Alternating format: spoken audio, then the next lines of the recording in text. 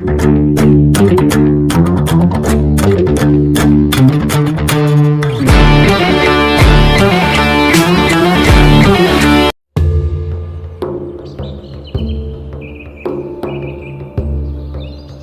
thousand years ago, there was a yogi whose name was Sunira. We believe Sunira was just the next generation after Sapta Rishis. He lived and worked in the mountains which are presently in Nepal.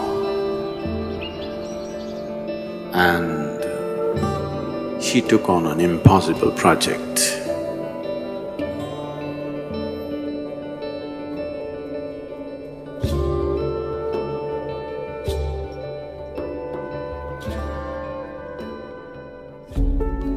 Sunira saw that human consciousness could be evolved if you produce a perfect human being who could render this to all sorts of people. In a way, he comes from the tradition of Shiva. Somewhere it's his dream to build another being like that. He wants to build a living Shiva once again, a perfect teacher for the world who is completely multidimensional, not this kind of teaching or that kind of teaching. As Shiva explored the whole human consciousness and human body in every possible way, he wants that kind of a living being.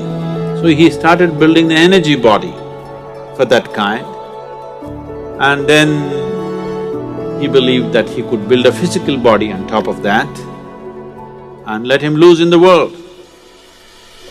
With a lifespan of a few hundred or thousand years, so that he will transform the whole world by the time his time is done. So he started working on this project. And of course he died unfulfilled.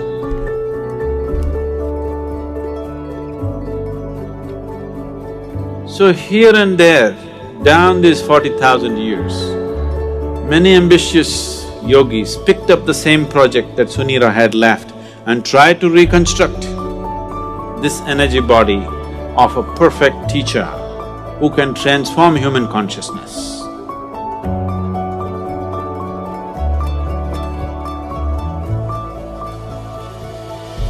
They call him Maitreya. Maitreya means a friend, a true friend to the humanity, to come and change humanity, the world teacher.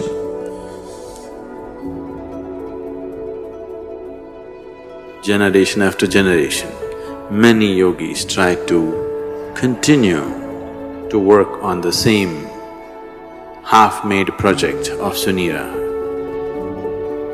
It's always been in the yogic lore, but in the last century, it came to the surface. It came to social knowledge because the Theosophists worked on it. An Abyssant, Leadbeater, and Madam whatever her name, I can never pronounce, Blavatsky. All three of them took this project up.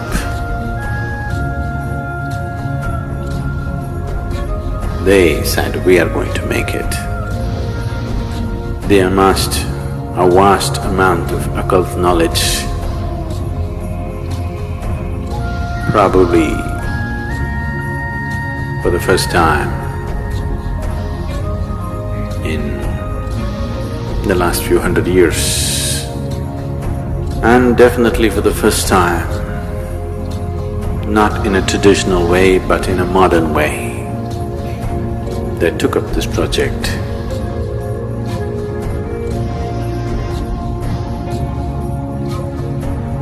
And they tried to locate this being, this unfinished project they want to take it up and complete it. Some work was done,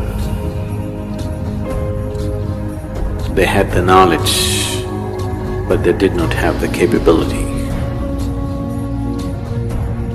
They acquired much information, but they could not acquire the necessary means to do anything like that. Twice they made serious effort to simply declare that they have completed the project, the perfect being has come. But it did not work.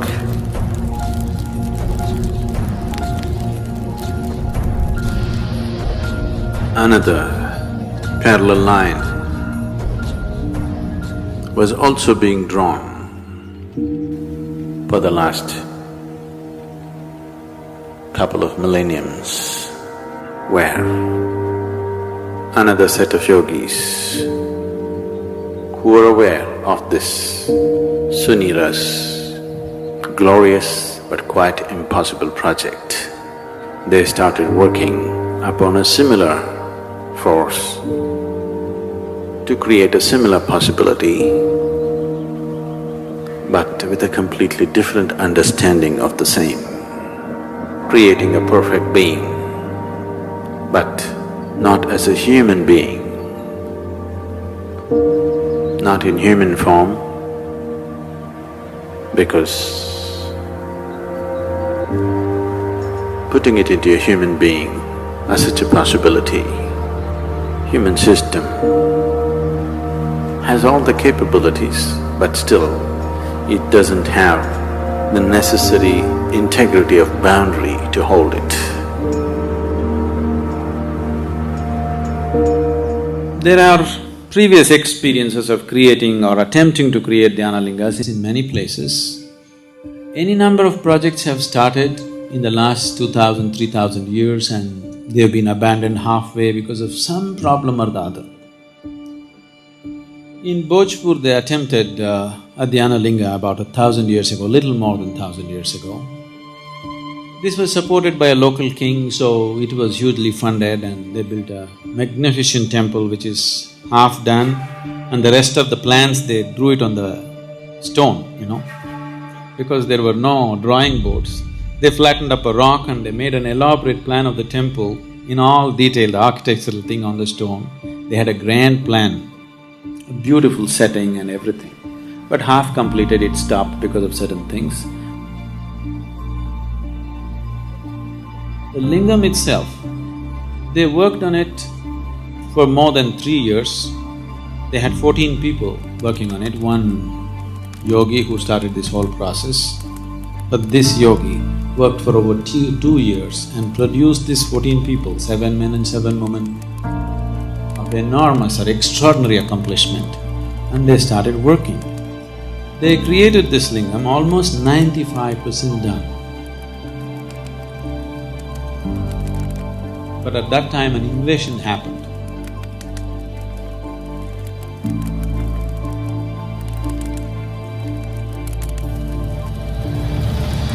The invaders came.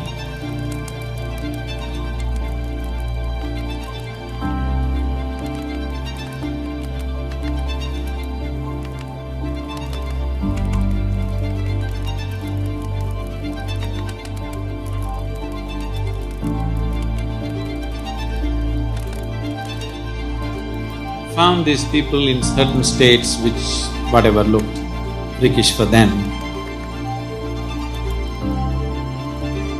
and they attacked.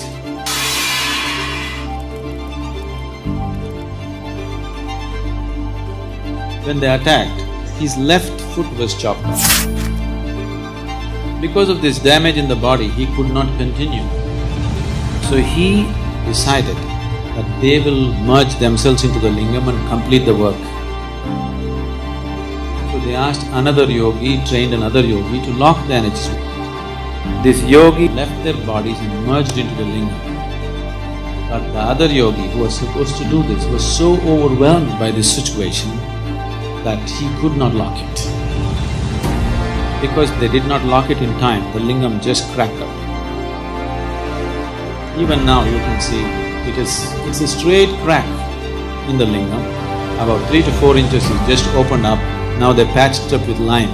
The archaeological department has patched it up with lime, but it just cracked.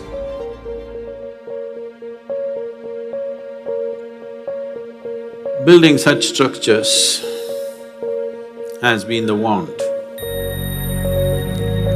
of many yogis because creating tools for enlightenment, not just as teachings, not just as practices that one can do, but living tools that people can walk through, living tools by which people can be impacted towards that process, has always been the great desire of the yogis. One of them who had such a desire fixed me up for the job.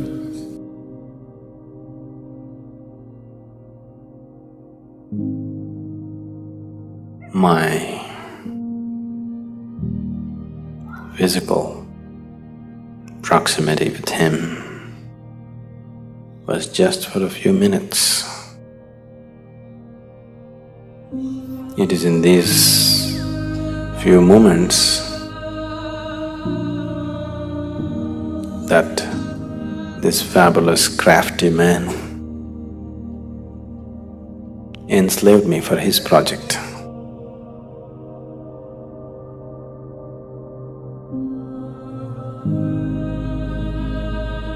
Everything that I did was around it because it was my Guru's dream and it was his vision that the Dhyanalinga has to be established.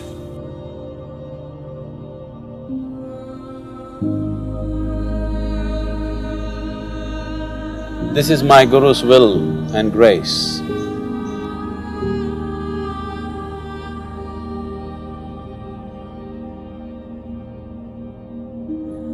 I think I must tell you something about the madness from where I come. After 2 lifetimes of heartbreaking sadhana, very intense, very truly heartbreaking sadhana. These 2 lifetimes, I was referred to by people as Shiva Yogi. And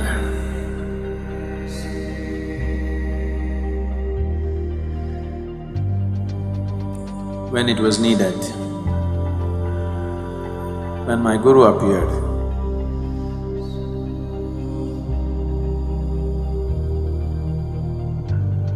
and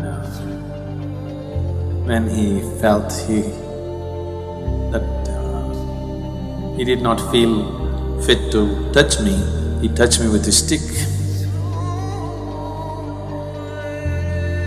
And everything that needs to be realized was realized.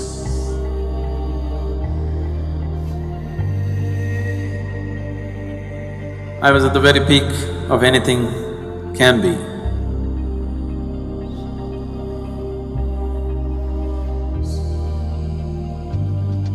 So, that being was referred to as Shiva Yogi, trying to fulfill the mission that was put into him. Didn't work, came back again.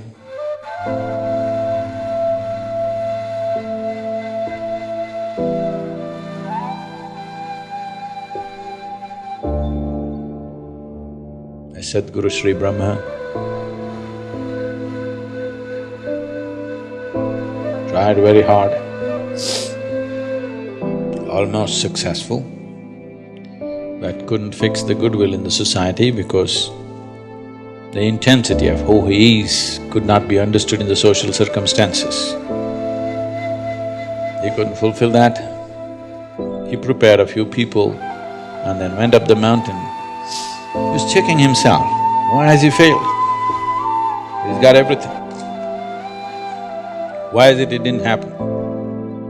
He knew it's not that he lacks the competence, it's just that he did not garner the social support that was needed. So he went up the mountain for the last time.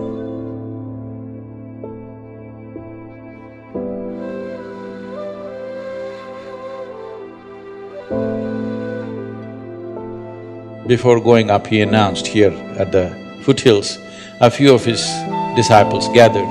They said, "What now?" He said, "Even Tirpi Varvan, that means this one will be back again." And he went up the mountain for the last time.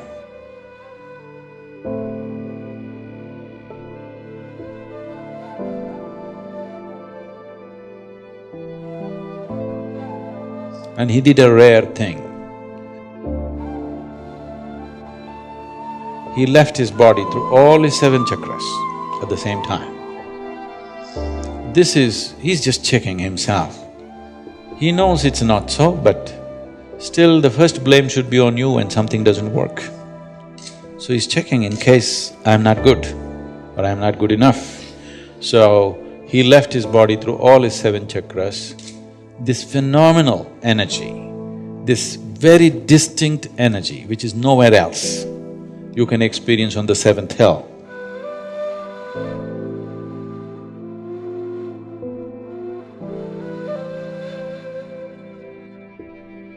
It's very, very different from anything that you would find anywhere.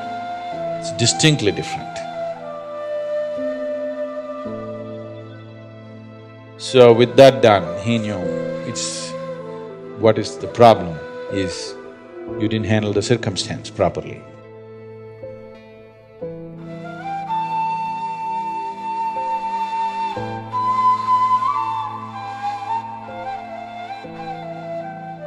This round when we came, we planned everything to a point where we decided a few people that I need, where they are born, in which womb, how.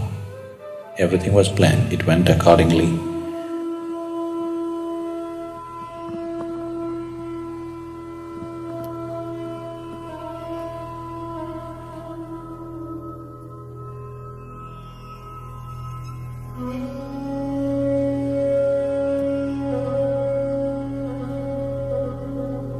For people needed for the consecration, I placed them in the right kind of places so that everything comes together at the right time. In spite of that, took it 18 years of preparation in this life to put it together, to put the people together, to remind them of their past, to get them there. No, this is too fairy tale-ish for you, but this is something that's a living reality for us. So the consecration process itself took 3.5 years, a very intense process. People who witness these things, their lives are never the same again. Things that they had not imagined in their wildest dreams, they witnessed, they still can't believe that it actually happened in their presence.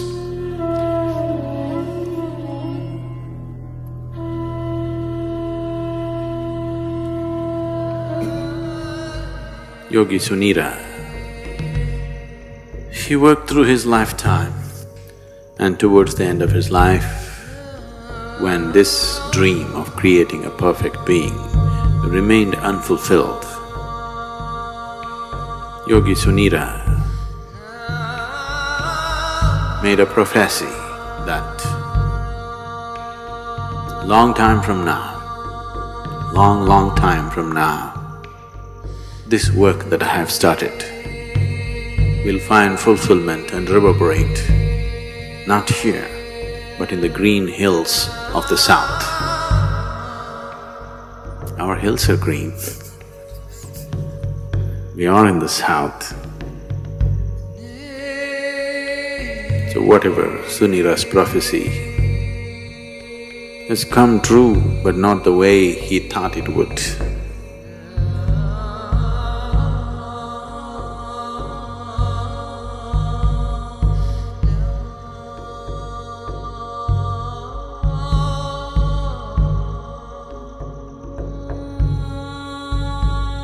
Dhyanalinga is like a living guru.